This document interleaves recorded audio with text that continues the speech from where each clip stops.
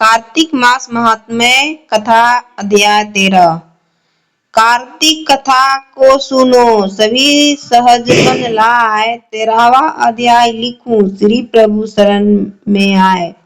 दोनों ओर से गदाओं, बाणों और शूलों आदि का भीषण प्रहार हुआ। दैत्यों के तीक्ष्ण प्रहार से व्याकुल देवता इधर उधर भागने लगे। तब देवताओं को इस प्रकार भयभीत हुआ देख गरुड़ पर चढ़े भगवान युद्ध में आगे बढ़े और उन्होंने अपना सारंग नामक धनुष उठाकर बड़े जोर का टंकार किया।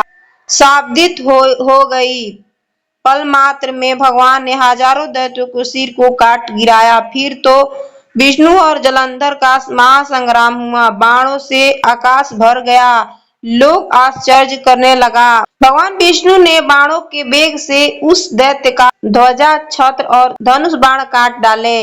इससे व्यथित हो उसने अपनी गदा उठाकर गरुड़ के मस्तक पर दे मारी। साथ ही क्रोध से उस दैत्य ने विष्णु जी की छाती में भी एक तीक्ष्ण बाण मारा। विष्णु जी ने उनकी गदा काट दी और अपने सारंग धनुष पर बाण चढ़ाकर उसकी विंधना आरंभ किया।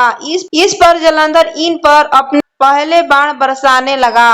उसने विष्णु जी को कई पैने बाण मारकर वैष्णव धनुष को काट दिया। धनुष कट जाने पर भगवान विष्णु ने गदा ग्रहण कर ली और शीघ्र ही जलंधर को खींचकर मारी। परंतु उस अग्निवंत अमोद गदा की मार से भी वह दैत्य कुछ भी चलायमान न हुआ। उसके एक अग्निमुख त्रिशूल उठाकर विष्णु पर छोड़ दिया। विष्णु जी ने शिव जी के चरण का स्मरण कर नंदन नामक त्रिशूल से उसके त्रिशूल को छेद दिया। जलंधर ने झपट कर विष्णु जी की छाती पर एक जोर का मुष्टिक मारा।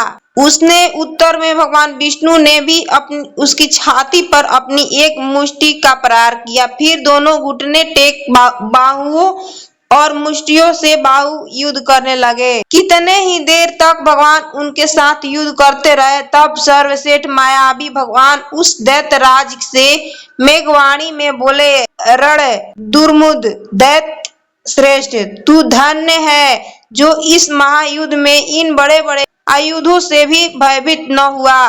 तेरे इस युद्ध से मैं प्रसन्न, तू जो चाहे वर मांग। मायावी विष्णु की ऐसी वाणी सुनकर जलंधर ने कहा, हे भावुक, यदि आप मुझ पर प्रसन्न हैं तो यह वर दीजिए कि आप मेरी बहन तथा अपने सारे कुटुंबियों सहित मेरे घर पर निवास करें। नारद जी बोले। उसके ऐसे वचन सुनकर विष्णु जी खेद तो हुआ, किंतु उसी क्षण द्वेष से तथास्तु कह दिया। अब विष्णु जी सब देवताओं के साथ जलंधरपुर में जाकर निवास करने लगे। जलंधर अपनी बहन लक्ष्मी और देवताओं सहित विष्णु को वहां पाकर बड़ा प्रसन्न हुआ। फिर तो देवताओं के पास जो भी रत्नादि थे सबको ले जलंधर पृथ्वी पर आया।